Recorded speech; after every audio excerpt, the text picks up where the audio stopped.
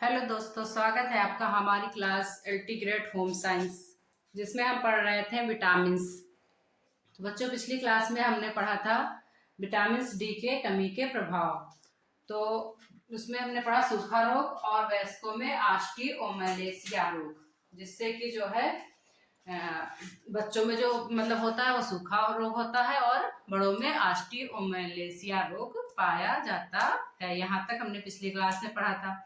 अब आज हम देखेंगे आगे रिकेटस, जो कि सूखा रोग कहलाता है। इसको रिकेटस भी कहते हैं। अस्थियां विकृत हो जाती हैं। इससे जो बच्चों की अस्थियां होती हैं, अस्थियां मतलब हड्डियां जो होती हैं वो विकृत हो जाती हैं और जो है धंसा हुआ सीना हो जाता है। सीना अंदर की ओर घुस जाता है, जिससे कि धंसा हुआ सीना हो जाता है और तिरछी टांगे हो जाती हैं और मतलब झुके हुए घुटने, धनुषाकार झुके हुए घुटने हो जाते हैं। ये जो है ये बच्चों में पाया जाता है। अगर पूछा जाए कि धंसा हुआ सीना किस रोग के कारण होता है, तो या तो सूखा रोग या रिकेटस रोग आएगा। अगला है ऑस्टियोमेलेसिया रोग। ये विटामिन डी की कमी के कारण ही होता है, लेकिन ये क्या होता है कि जो कम उम्र की महिलाएं होती हैं, जिनके भोजन से विटामिन डी पूरी मात्रा में नहीं पहुंच पाती है, तो ये विटामिन डी की कमी के कारण यह रोग उन महिलाओं के होता है। विटामिन डी जो है हमें सूर्य के प्रकाश और अल्ट्रावायलेट जो है प्रकाश से प्राप्त होता है।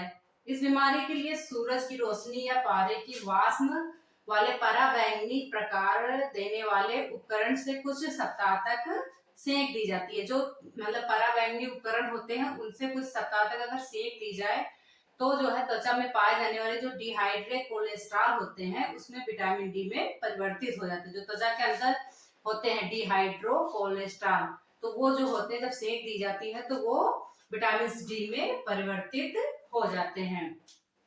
यहाँ तक समझ में आया बच्चों? तो इससे सूखा रोग की जो है मतलब रोकथाम की जाती है।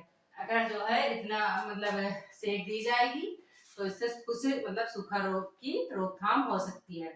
इसकी अधिकता के भी मतलब दुष्ट परिणाम है। जैसे विटामिन डी की अधिकता हो जाएगी तो उसके भी मतलब दुष्ट परिणाम देखने को मिलते हैं। जैसे कि भोजन ना अच्छा लगना और मतली आना, मतलब जी मिचली करना, ये सब इसकी अधिकता के कारण होते हैं। जब विटामिन डी की अधिकता हो जाती है तो ये सारे लक्षण दिखाई देने लगते हैं। अब इसकी रोकथाम के लिए हमें जो है विटामिन डी का मतलब अब अगर रोग हो गया है तो भोजन से तो सही नहीं होगा, तो इसकी रोकथाम के लिए हमें रोज जो है मतलब भोजन के साथ प्रतिदिन 400 IU दिए जाने चाहिए। मतलब विटामिन डी के जो खुराक है वो 400 IU दिए जाने चाहिए। तो ये विटामिन डी का हो गया। इसके बाद में अगली हम पढ़ेंगे विटामिन ई और के। तो बच्चों, आज हम कुछ क्वेश्चन भी लेके आए हैं आप लोगों के लिए, जिससे कि आप लोग को ये ना लगे कि मैम क्वेश्चन नहीं कराती हैं। तो पहला क्वेश्चन हमारा होगा, कोलेस्ट्रॉल में अधिक मात्रा में होता है। जो कोलेस्ट्रम होता है, कोलेस्ट्रम, इसमें अधिक मात्रा में क्या होता है? इसमें अधिक मात्रा में होता है। आपको अगर नोट करनी है चीजें, नोट मतलब लिखना है तो आप लिख सकते हैं, मैं बोल रही हूँ। तो कोलेस्ट्रम में मतलब ये क्वेश्चन है पूरा, कोलेस्ट्रम में अधिक मात्रा में होता है। तो जैसे हो गया विटामिन ए या विटामिन बी, क्या होता है?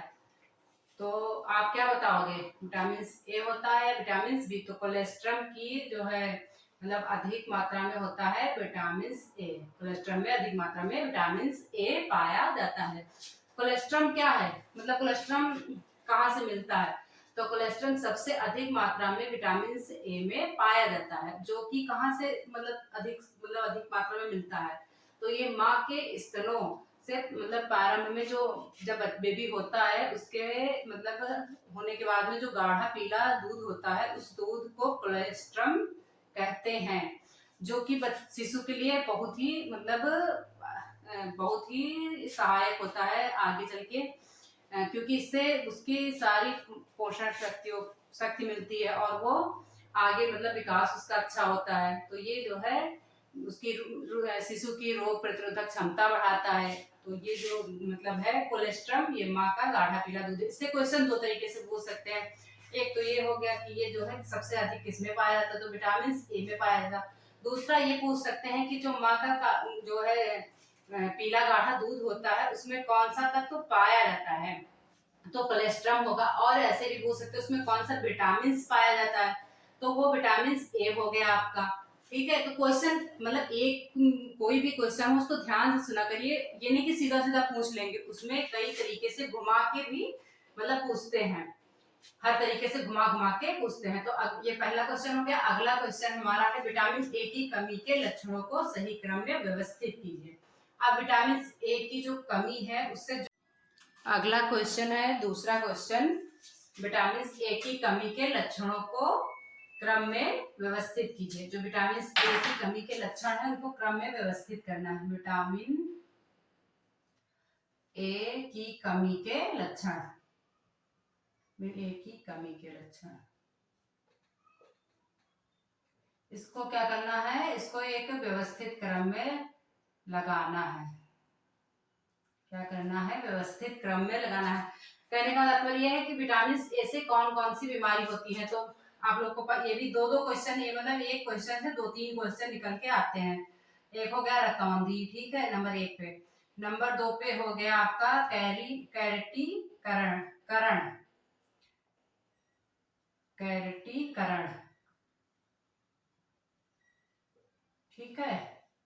और तीसरे नंबर पर आपका हो गया जेरोकैलेथेमिया, जेरोकैलेथेमिया, थैलेमिया, ठीक है। और चौथे नंबर पे आपका हो गया कैरोटोमलेशिया, मलेशिया, ठीक है बच्चों।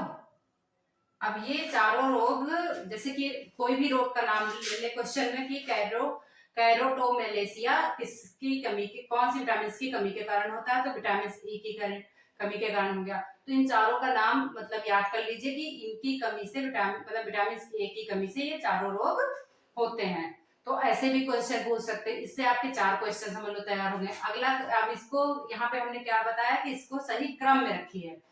तो जो सबसे पहला रोग होता है विटामिन ए की कमी में, वो कौन सा होता है, मतलब एक सीरियल वाइज होता है। पहले जैसे कि एक हुआ, उसके बाद में जैसे बढ़ गया तो ये हुआ, फिर उसके बाद में इस तरह। तो सबसे पहला जो है क्या है, सबसे पहले नंबर पे रतौंधी आपकी आ जाएगी, ठीक है। उसके बाद में आपका आ जाएगा जीरोकैथेलेमिया, तीसरे नंबर, ठीक है। उसके बाद में दूसरा और फिर चौथा। ये आपका आंसर हो गया, ठीक है। ये आपका आंसर हो गया। पहले नंबर पे ये होगा रतौंधी, दूसरे पे जेरोकैलेथेमिया और तीसरे पे कैरेटीकरण और कैरोटोमलेशिया। जो मैं थ्योरी में नहीं समझा पाती, नहीं बता पाती, वो मैं क्वेश्चन में आप लोगों के लिए ले आऊंगी। तो ये हो गया क्वेश्चन। अब आप अगला जो है क्वेश्चन, तीसरा क्वेश्चन लिख लीजिए। तीसरा क्वेश्चन है निम्न में से कौन सा रोडोप्सिन का घटक है। निम्न में से कौन सा रोडोप्सिन का घटक है, ठीक है। तो इसमें विटामिन ए होगा कि विटामिन जो है विटामिन डी होगा, बताइए। विटामिन ए होगा कि विटामिन डी होगा। तो ये विटामिन ए की मतलब जो रोडोप्सिन है, ये विटामिन ये किसका घटक है, ये विटामिन ए का घटक है।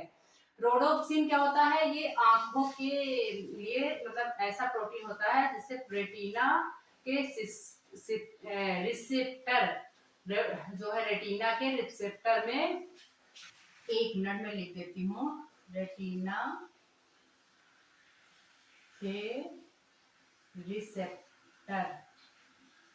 के रिसेप्टर में रोशनी को समाहित करने की शक्ति आती है। इससे क्या होता है, जो ये डोरोप्सिन है, इससे रेटिना के रिसेप्टर में रोशनी जो है समाहित करने की, मतलब अपने अंदर समाहित करने, अपने अंदर रखने की शक्ति होती है, शक्ति आती है। तो ठीक है। दूसरा हो गया, अगर विटामिन ए के स्रोत पूछे तो हो गया गाजर, पपीता, ब्रोकली, कद्दू, अंडे की जर्दी, पालक इत्यादि क्या है, इत्यादि जो है विटामिन ए के स्रोत है। इन सब चीजों को खाने से हमें विटामिन ए मिलता है। ठीक है, ये तीसरा क्वेश्चन था आपका। चौथा क्वेश्चन हो गया, रिकेटस किसकी कमी के का परिणाम स्वरूप होता है। जो रिकेटस रोग होता है, अभी आगे आप लोगों ने पढ़ा था, रिकेटस रोग होता है किसकी कमी के कारण होता है। रिकेटस रोग जो है किसकी कमी के कारण होता है। तो ये एक तो हो गया इसमें option A,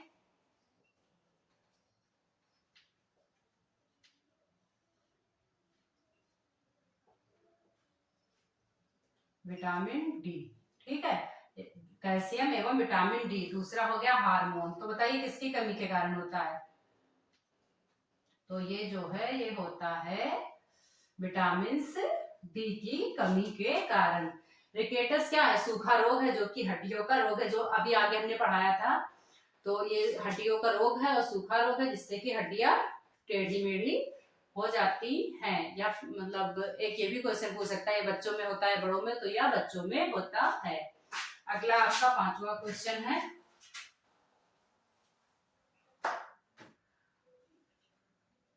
fifth question,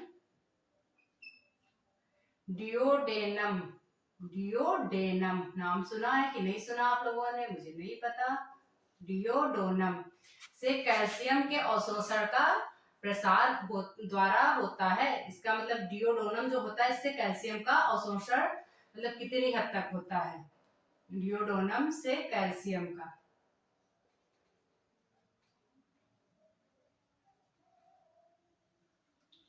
calcium का अवशोषण,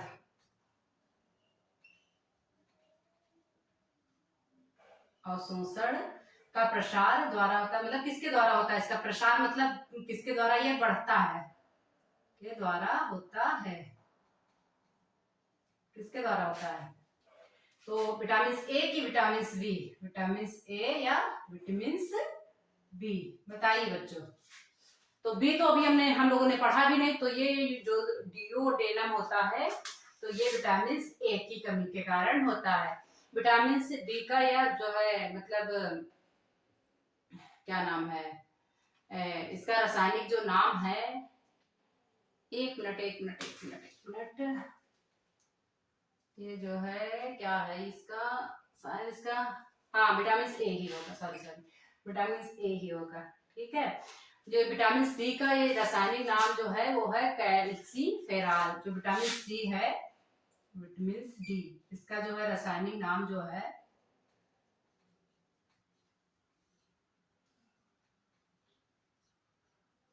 जो रासायनिक नाम है, अच्छा वही मैं सोच रही थी यहाँ पे डी होगा, विटामिन डी। ठीक है,